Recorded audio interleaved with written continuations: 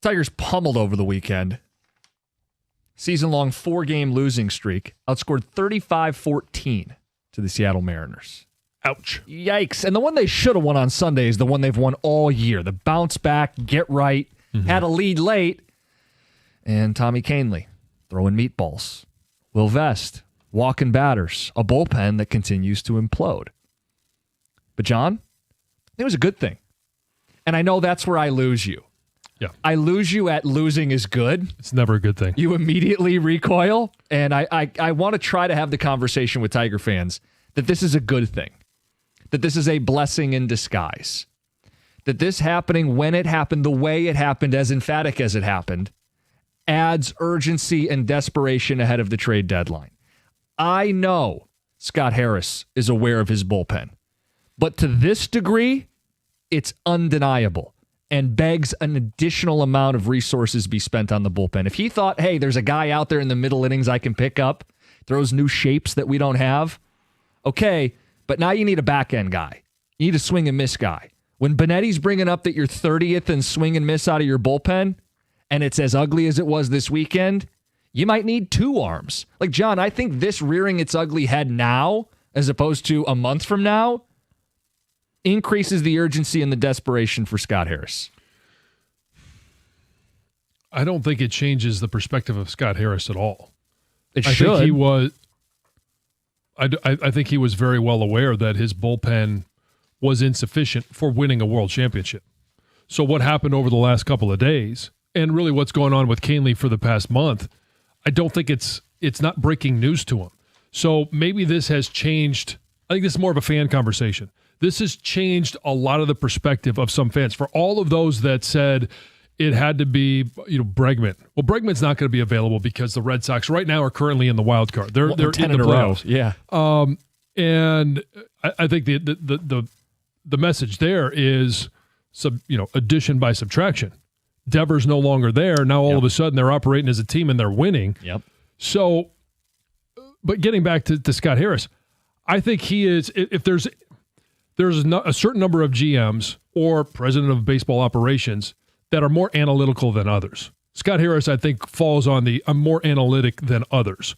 He is looking at the numbers of Kahnle, of this bullpen, saying that's not good enough to win a World Series. It didn't take what happened on Sunday for him to realize, oh, light bulb moment, I need a reliever. No, John, and I don't think I don't think it added any sense of urgency. I think he has probably been looking at a lot of different relievers, and I've been saying it for nearly 2 months. If I'm saying it, he is. He is. And AJ Hinch is going to him and say, boy, I could really use another couple bullpen arms. And look, maybe fans are the last to the scene here because best record in baseball, our S doesn't stink, we're fine. And then a weekend like this, you go, oh, we are not fine. Maybe this is more of a fan topic, but I think even for a Scott Harris, if you thought, boy, this was a 6 out of 10 problem for our baseball team, feels more like an 8 or a 9 out of 10 problem now. Does that increase the caliber of arm you add, the number of arms you add, making a move before the deadline and then on the deadline? Does this create more urgency for Scott Harris? Because if it does, it's a good thing. If it causes him to add even more than he would have originally because the problems are deeper than they were, that's a good thing. Figuring that out now, way better than figuring it out then. Yes, but I've got to give the benefit of the doubt to Scott Harris to think that he thought that this was an issue long before Sunday. But the level of issue, that's all I'm disputing is it became a bigger issue this weekend. I don't think it changed his opinion at all. But do you think it became a bigger issue this weekend?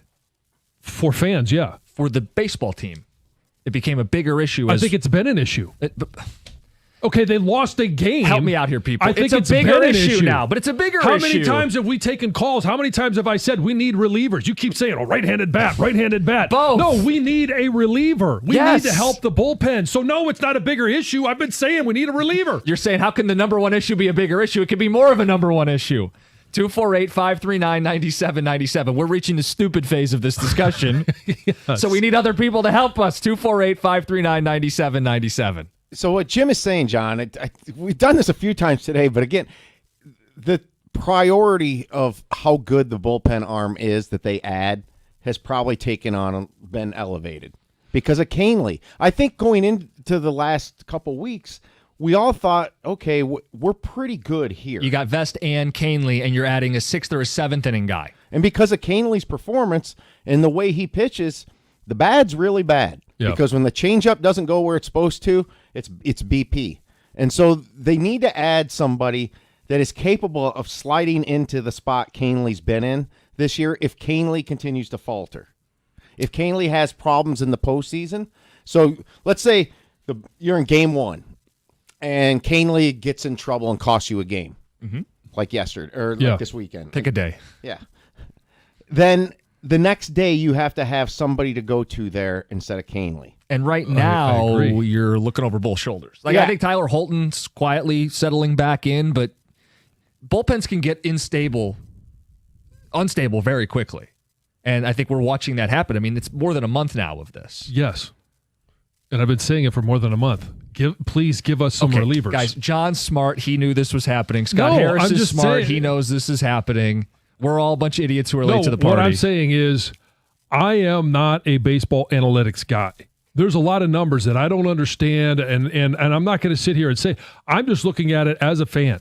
Yeah. And as a fan, it's obvious. To me, it seemed obvious that they needed bullpen help and a couple of arms. They need it more so than they need a right-handed bat. Now, your argument is, okay, they may be able to get to the World Series. They may be able to get to ALCS, DS, whatever you want to say, but they're not going to ultimately be successful if they don't add that extra bat. You may ultimately be right, but I don't think they get there unless they address the bullpen. We'll break down weighted run created plus later in the show. More analytics. What's XFIP? Nolan in Rochester, good morning. Good morning, guys. Thanks for taking the call. How you doing? Good. First of all, I'd like to say I'm fully confident that Scott Harris is going to do something. My biggest concern is the timeline of things, because we obviously know how quickly you can fall behind in baseball or lose a large lead. Obviously, they have the largest lead in the division, but by the time the deadline comes around, I'm not saying we could completely fall off the rails, but the bullpen is a major key to keeping us on track. I would like to see Scott Harris do something before the end of the month, the last day of the deadline. Me personally, just so that way you can kind of get a sense of relief, kind of see where they fit in and how things are. So that way, if you do need to maybe go out the end of the deadline and grab another piece, you can do that. Yeah, like in a world where they make a deal this week while everybody's off, and you had a new piece to debut this weekend, let him settle in, and then you go to the actual deadline, and you're not as backed into a corner.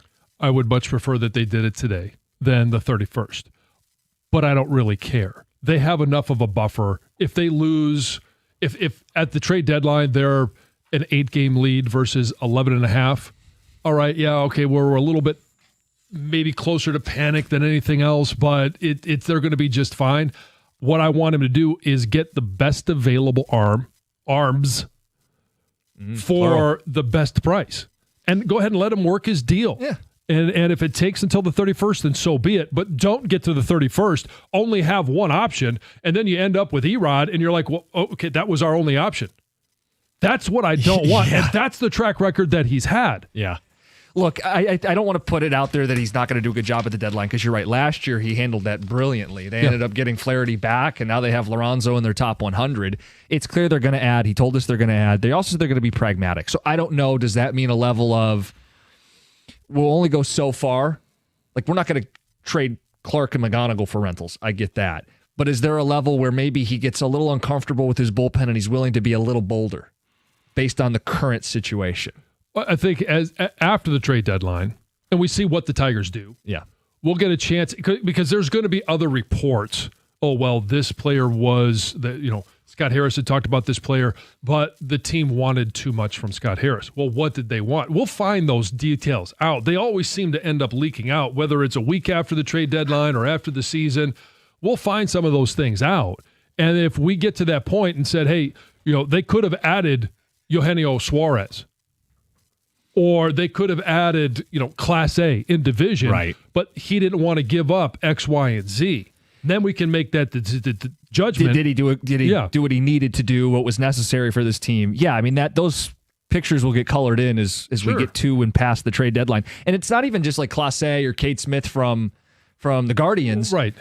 The Twins, just a couple of names that people know. Yeah, the Twins in division have Griffin Jacks, who's a big swing and miss guy, one of the better ones in baseball. Could you swing for one of their relievers? There's going to be dudes out there. And those interdivision teams are all probably selling.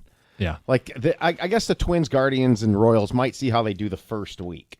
See if they can gain any ground. But, I mean, they're so far back in the wild card race, they have to win the division, it would seem like. And that seems preposterous. Guys, I don't think this team was winning a World Series going into the weekend, and I don't see it now. I'm in sell mode, fellas. Get what you can get for expiring. Okay, I'm not even reading the rest of this. For the best record in Major League Baseball, I'm not even reading the rest of this. We should be sellers. What can you get dummy. for Glaber and Scuba? Okay, next. I feel like the Tigers are banking on Lang and others internally to come back to help with the bullpen. That's Kevin at work. Well, they can do both. I totally agree. This is a good thing. Losing sucks, but this team needs to feel it. There are no excuses if they don't make multiple moves now at the deadline. I thought that was the case before they went on their 4-game slide. I say that sarcastically. I don't know if you noticed, Tom had an outburst earlier laughing at the ticket text. Do you want to know what he was reading? I do want to know, yeah, because I don't have the ticket text up in front of me. Geez, I hope you guys have great makeup sex. Your phone calls on the Tigers, a little bit on TJ Watt, and Stoney's going to be in for crosstalk. He's got a stat he wants to give us. It's 97-1.